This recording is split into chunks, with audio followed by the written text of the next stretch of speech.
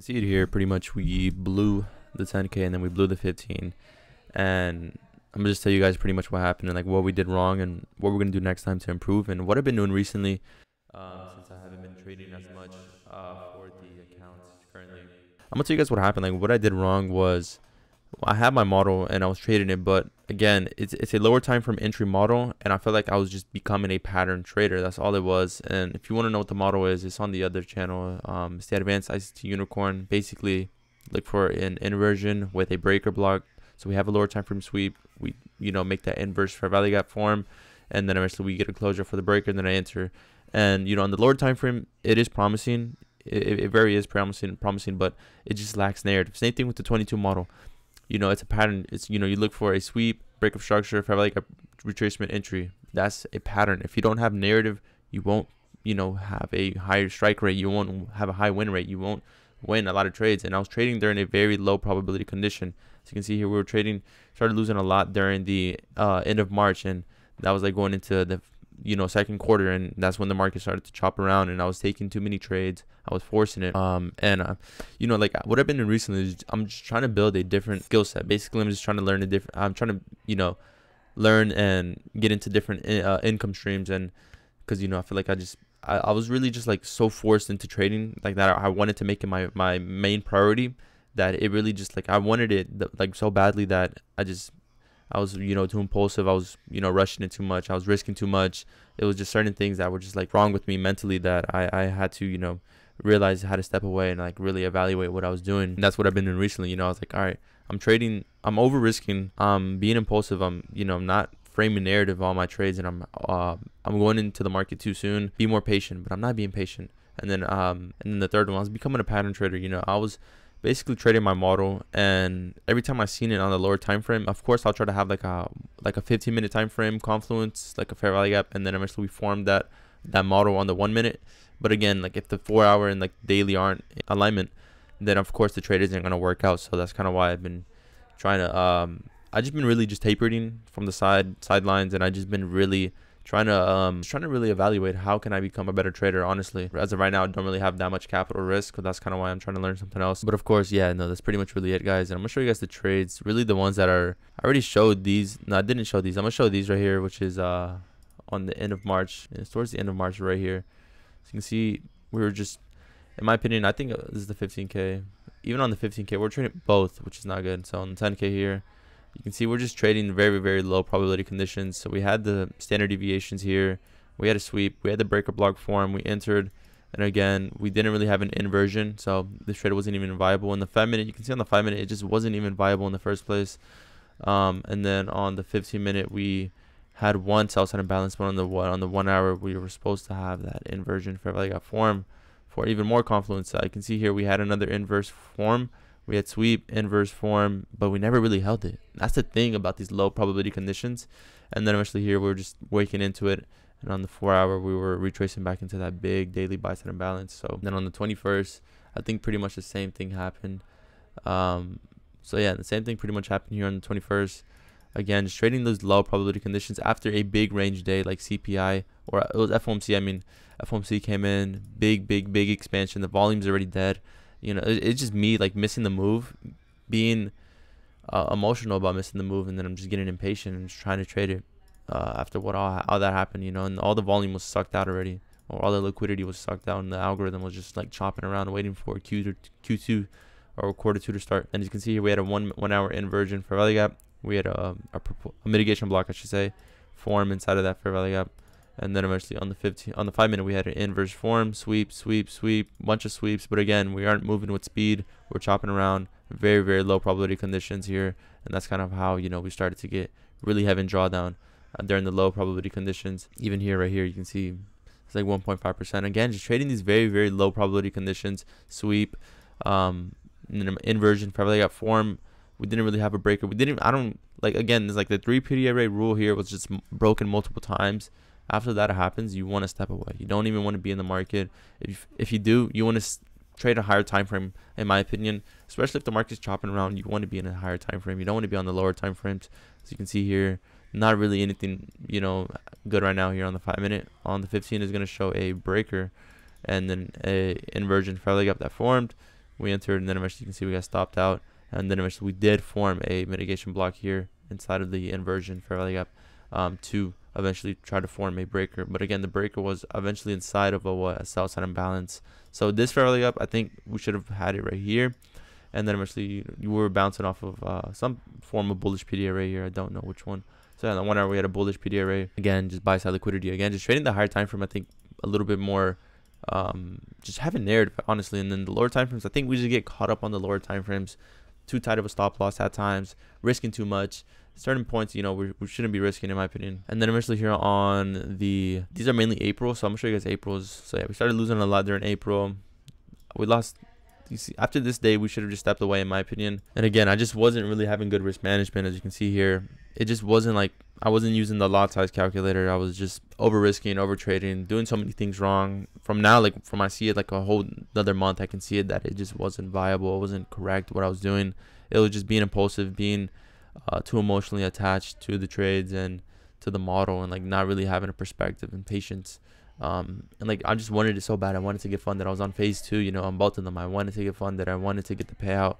I wanted to get the refund. You know, it was like the psychological barriers I had to go through. I just wasn't able to withstand them. I didn't have them intact. Everything, you know, I wasn't disciplined. And that's kind of why I just want to work on my model and work on my narrative. And like I just really want to work more on everything in general. But during the month of April, I won't lie, we did get a lot better at trading. We started using more time-based elements like quarterly theory on the lower time frames. We were up around like 3%, 2%. We only needed like 3% more. So yeah, we were up like around close to it. But again, I think we would have won, or we would have passed the account. But I'm glad I lost. So yeah, we were like close again because I had our stop. I wasn't even like taking profit at my areas. I said I was gonna take profit. That's the thing right there too, you know.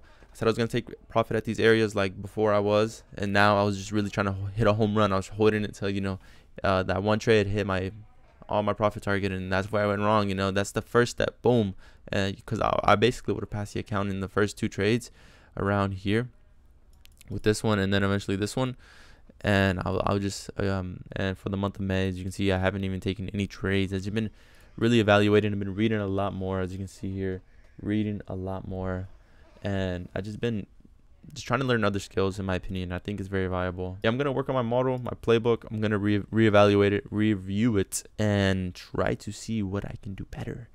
Because these are all the models I'm trading right here, I think, for the 10K. Yeah, so the 10K, this is the first one right here. We're not letting it run to our take profit. We were just taking profits, and we weren't letting it go. But it wasn't here. It was on right here, phase 2.